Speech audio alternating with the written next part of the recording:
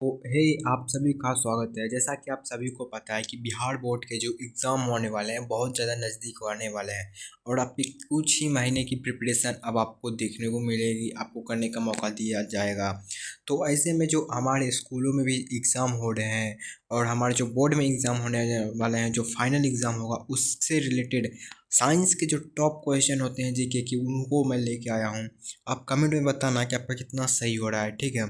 Question practice आप करते रहो क्योंकि क्वेश्चन प्रैक्टिस ही आपको बहुत ही अच्छा मार्क्स दिलाएगा एग्ज़ाम में। तो लेट्स सी स्टार्ट करते हैं। तो हमारा पहला क्वेश्चन है, जल का रासायनिक सूत्र क्या होता है? जल का रासायनिक सूत्र क्या है? तो जब भी जल का रासायनिक सूत्र पूछे उसमें होता है हाइड्रोजन और ऑक्सीजन, और हाइड्रोजन ऑक्सीजन है हमारा ऑप्शन नंबर सी, यानी कि इसका सी नंबर ऑप्शन सही हो जाएगा। क्या होगा? H2O। इससे एक और क्वेश्चन आया है कि जल में कितने कण अणु हाइड्रोजन के हैं? जल के कणों में कितना अणु हाइड्रोजन का है? तो वह 2 अणु हाइड्रोजन के और 1 अणु किसका है? ऑक्सीजन का। दूसरा क्वेश्चन देखो, दूसरा क्वेश्चन है, प्रकाश संश्लेषण में कौन सा गैस मुक्त होता है? प्रकाश संश्लेषण में कौन सा गैस मुक्त होता है? प्रकाश संश्लेषण की जब क्रिया होती है, यह क्रिया कौन करता है? पहले यह क्रिया करता है पेड़ और पौधे, ठीक है। प्रकाश संश्लेषण कौन करता है? पेड़ और पौधे। और इसमें जो कौन सा गैस मुक्त होता है? तो इससे ऑक्सीजन गैस मुक्त होता है, ठीक है। ऑक्सीजन को यह मुक्त करते हैं, जबकि CO2 कार्बन डाइऑक्साइड को यह ग्रहण करते हैं। अब होता क्या है प्रकाश संश्लेषण, उसे समझो। देखो, ये एक मान लो ये एक पेड़ पौधा है, ठीक है।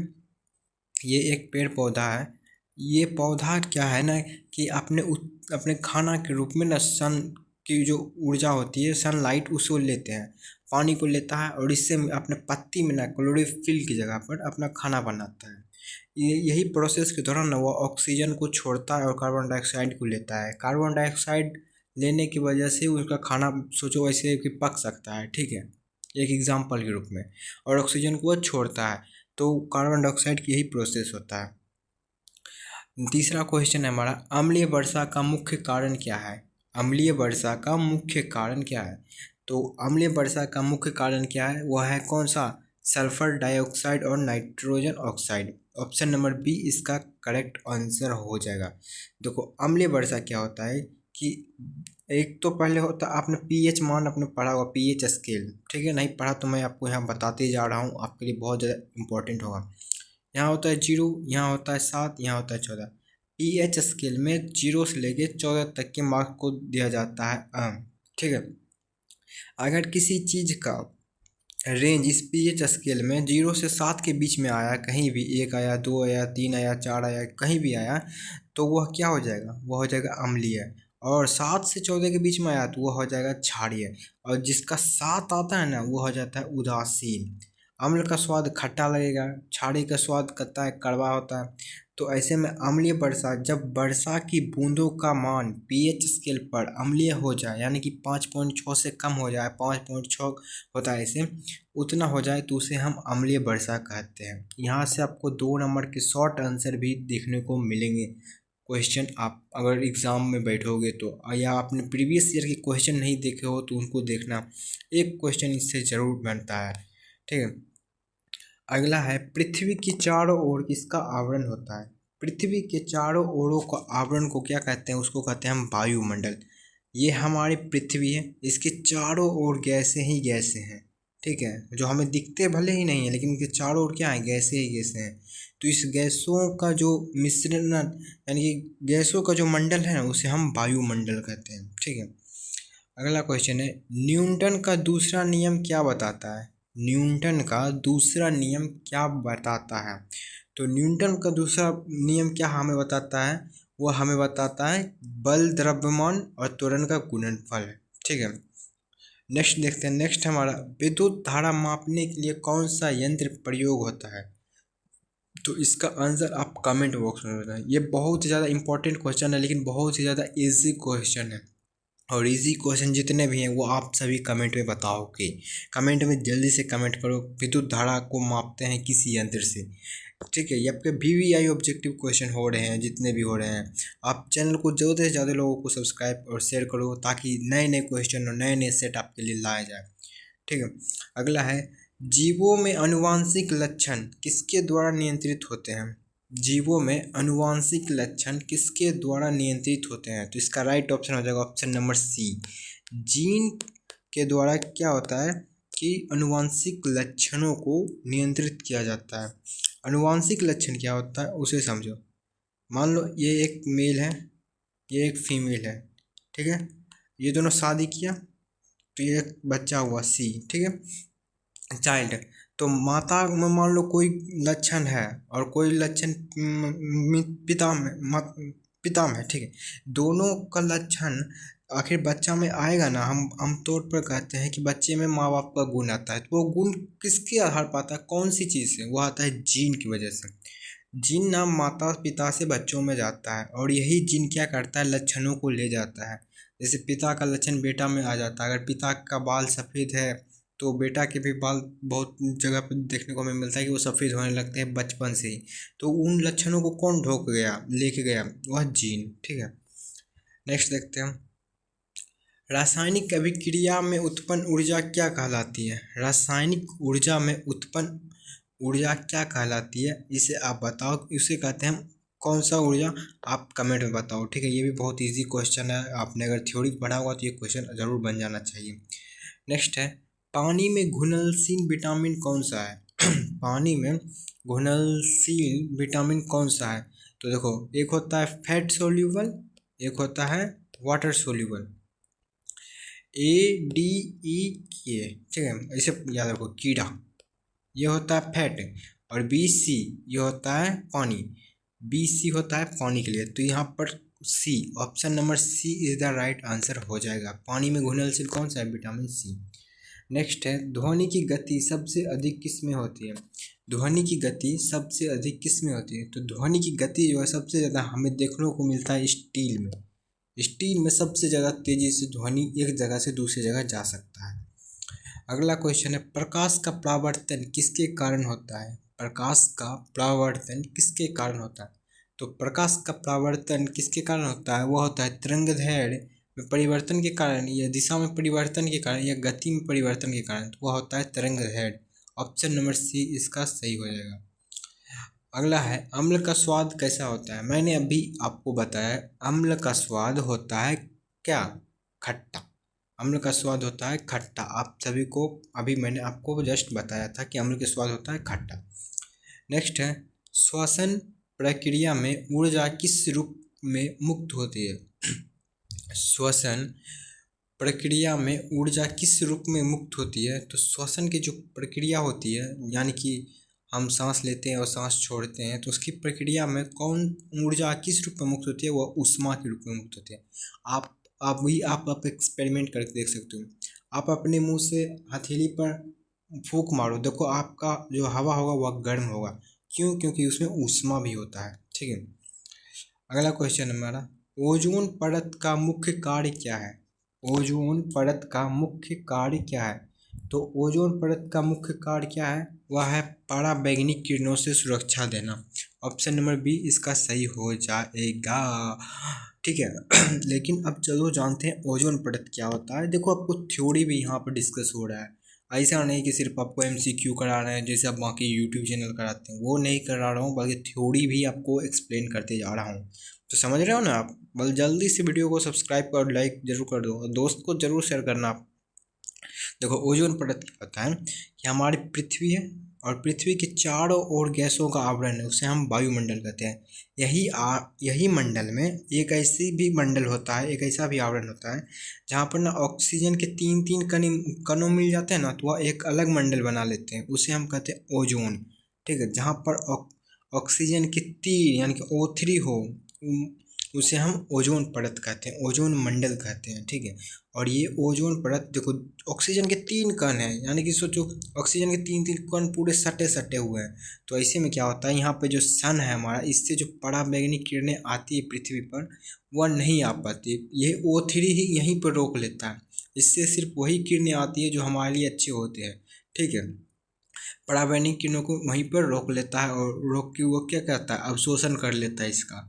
तो परावैंगनिक किरणें जब धरती पर आई ही नहीं तो इससे हमारे कोई नुकसान ही नहीं पहुंचता है, इसे हम कहते हैं ओजोन परत, यही इसका काम होता है। और यहाँ एक और क्वेश्चन बता दूं मैं, यूपीएससी लेवल में पूछा गया था कि ओजोन परत परावैंगनिक किरणों का क्या करता है, तो वह अवशोषण करता है। ठीक है, खैर ये बहुत बड़े लेवल का एग्जाम का है, आपको बस देना है क्या करता है, सुरक्षा प्रदान करता है ओजोन। ठीक है, अगला है मनुष्य की आंख में छवि कहाँ बनती है। मनुष्य की आंख में छवि कहाँ बनती है? हाँ हाँ, जब आप किसी महिला मित्र को देखते हो या आप किसी अपने मित्र को देखते हो तो उसकी छवि आंख में किस जगह बनती है, तो वह बनती है कहाँ पर, रेटिना पर। रेटिना पर बनती है, यानी कि आंख का वह जो भाग है ना रेटिना, वही आपको बताता है कि यार सामने वाला क्या है, सामने वाली क्या है। ठीक है, और चलो नेक्स्ट देखते हैं। नेक्स्ट है धातुओं में बिजली का प्रवाह किसके कारण होता है। धातुओं में बिजली का प्रवाह किसके कारण होता है, तो देखो धातुओं में बिजली का प्रवाह होता है किसके कारण, इलेक्ट्रॉन के कारण।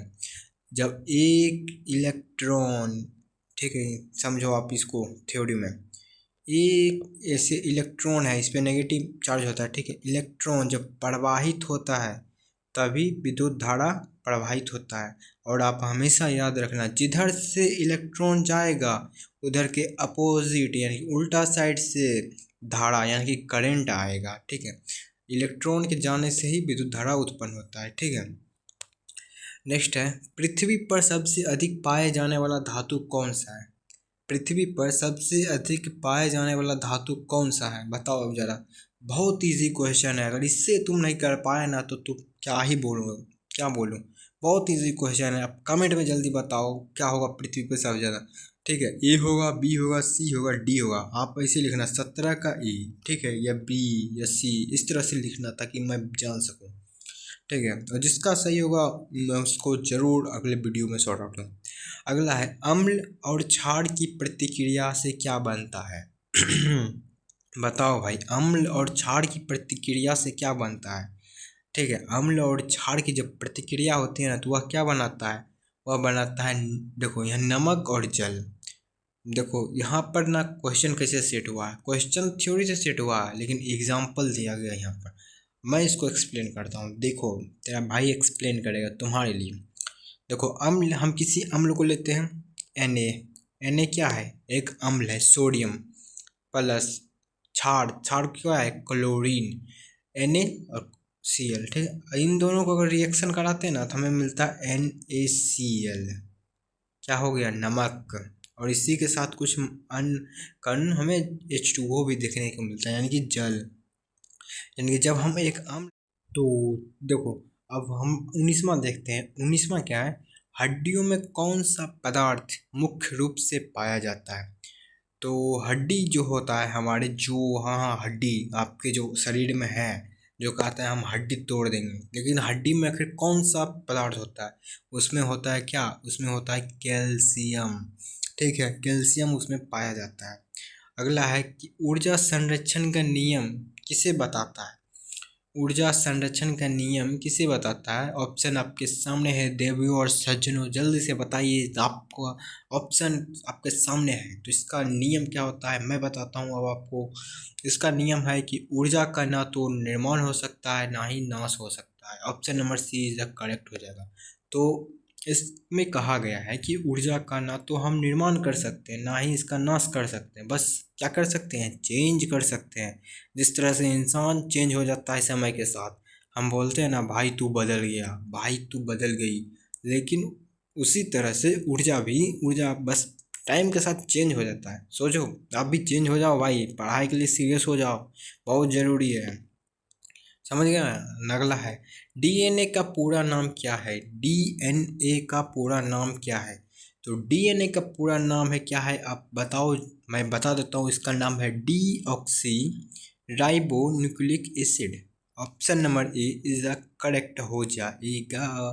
देखो डीएनए का पूरा नाम, आप बोलते हो ना किसी अपने दोस्त को निक नेम दे देते हो, उसी निक नेम आपने दिया लेकिन उसका कुछ अलग नाम होगा ना स्कूल में, आप आधार कार्ड में, उसी तरह से डीएनए भी है। डीएनए एक निक नेम, एक शॉर्ट फॉर्म है, उसका पूरा नाम है डीऑक्सी राइबो न्यूक्लिक एसिड। ठीक है, अगला है वायुमंडल में सबसे अधिक कौन सी गैस पाई जाती है? वायुमंडल में सबसे अधिक कौन सी गैस पाई जाती है? तो वायुमंडल में सबसे ज़्यादा होता है हमारा नाइट्रोजन। ऑप्शन नंबर 20 करेक्ट हो जाएगा। अगला है चुंबक।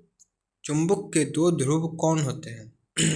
चुंबक के दो ध्रुव कौन होता है? चुंबक के दो ध्रुव होते हैं, कौन सा? उत्तर और दक्षिण। देखो, ये एक चुंबक लिए, इसमें एक पोल होगा नॉर्थ, एक होगा साउथ, यानी कि एक होगा उत्तर, एक होगा दक्षिण। ठीक है। तो अगला है प्रोटीन का मुख्य कार्य क्या है? प्रोटीन का मुख्य कार्य क्या है? बताओ बच्चों, इसका आंसर क्या होगा? प्रोटीन का मुख्य कार्य है शरीर का निर्माण और मरम्मत करना। तो हमारे शरीर का जो निर्माण होता है वो उसका पीछे कौन होता है? वह होता है प्रोटीन। आपने सुना होगा जो जिम जाते हैं, आप लोग में से कई लोग जिम जाते हैं, और क्यों जाते हैं पता है सबको भाई, क्यों जाते हैं ये लोग? प्रोटीन बॉडी वॉडी बना के अपना दिखाना चाहते हैं या फ्लेक्स करना चाहते हैं, समझ रहे हो ना? तो बॉडी जो बनता है ना हमारा, उसमें प्रोटीन का बहुत बड़ा योगदान होता है। अगर तुम्हारे शरीर में प्रोटीन है ना तो तुम्हारा बॉडी बहुत जल्दी और बहुत तगड़ी बनेगी। अब ये मत ही तुम बस प्रोटीन खाते रहना, प्रोटीन से भी डिजीज़ भी होती है, कुछ रोग भी होते हैं। प्रोटीन को उतना ही लेना चाहिए जितना कि हमारे शरीर की मांग हो, ज़्यादा नहीं। ठीक है। और यह क्या कहता है? मरम्मत। जैसे आपको इंजरी होती है, कहीं पे कट गया, तो उसको भरने का जो काम होता है वो प्रोटीन के द्वारा ही किया जाता है। ठीक है, समझ रहे हो ना? अगला है पानी का उबलना का तापमान कितना है? कितना डिग्री सेल्सियस हम अगर किसी पानी को दें तो वह उबलने लगता है, मतलब तरल से गैस हो जाता है। जैसे आपको कितना ज़्यादा आपको क्या बोले बेइज्जत किया जाए जिससे आपको और उबलने लगते हैं। बिल्कुल होता है ना, किसी दोस्त को बहुत ज़्यादा वो मजाक उड़ाने से वह दोस्त एक लिमिट तक तो शांत रहता है, लेकिन उसके बाद वह क्या करता है? एम पूरा गुस्सा हो जाता है। तो उसी तरह से पानी को उबलने का तापमान कितना है? तो वह है 100 degree Celsius. Option number C इसका सही आंसर हो जाएगा। यानी कि 100 डिग्री सेल्सियस तुम पानी को तापमान दो, बेचारा कुछ नहीं बोलेगा, शांत रहे। जैसे ही 100 डिग्री सेल्सियस हुआ, बोलेगा भाई मैं तो चला आया। वह आपके जो भी बर्तन होंगे उससे जा उड़ जाएंगे सीधा वायुमंडल में, हवा के रूप में, तरल से सीधा गैस बन जाएंगे। समझ गए हो? अगला है बिजली का प्रवाह किसके द्वारा नियंत्रित होता है? तो बिजली का प्रवाह किसके द्वारा नियंत्रित होता है? बताओ बताओ बताओ इसका आंसर। ये बहुत इजी क्वेश्चन है, तो ये आपके लिए होमवर्क हो गया। आप कमेंट में लिखोगे इसको क्या होता है इसका आंसर। अगर नहीं पता तो बताना, मैं बताऊंगा। ठीक है। अगला क्वेश्चन है, देखो इसका आंसर यहीं पर दे दिया है। देखो, इनमें से सभी, यानी कि सभी के द्वारा। ठीक है।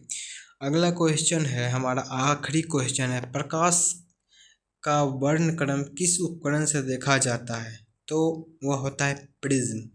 ऑप्शन नंबर सी इसका आंसर सही हो जाएगा, प्रिज्म के द्वारा। देखो इसका थ्योरी समझो, आओ यहाँ पे यहाँ पे ले लेता हूँ। चलो अब समझो, ये एक प्रिज्म है। ठीक है, मान लेते हैं हम प्रिज्म। भाई मान लो ना, हम तो कई चीज़ मानते हैं। ठीक है, मान लो जैसे मैथ में हम एक्स मानते हैं, वही मान लेते हैं प्रिज्म है। क्या दिक्कत है मानने में? भाई कुछ भी मान सकते हैं, समझा करो। तो एक प्रिज्म है, सूर्य की किरण जो आती है इससे एक किरण यहाँ पर आई। ठीक है, पहले यहाँ घुस किरणें गई, फिर यहाँ आई, फिर यहाँ गई, और ये इस तरह से ना 7 अलग अलग रंगों में विभक्त हो जाती है। तो ये सूर्य की किरणें कैसी होती है? सफ़ेद होती है, सफ़ेद। लेकिन यह प्रिज्म से जब यह किरणें गुजरती है, सफ़ेद किरणें जब निकलती है, यह 7 अलग अलग रंगों में विभक्त हो जाती है, जिसे हम क्या कहते हैं? इस पूरे घटना को हम क्या कहते हैं? प्रकाश का वर्ण विक्षेपण। और किसके माध्यम हुआ? प्रिज्म के माध्यम से। समझा? तो आई होप आपको ये वीडियो पसंद आया होगा, तो दोस्त में ज़रूर शेयर करना और चैनल पर सब्सक्राइब कर देना। ऐसे ही और वीडियो आने वाले हैं आप लोगों के लिए। मिलते हैं अगले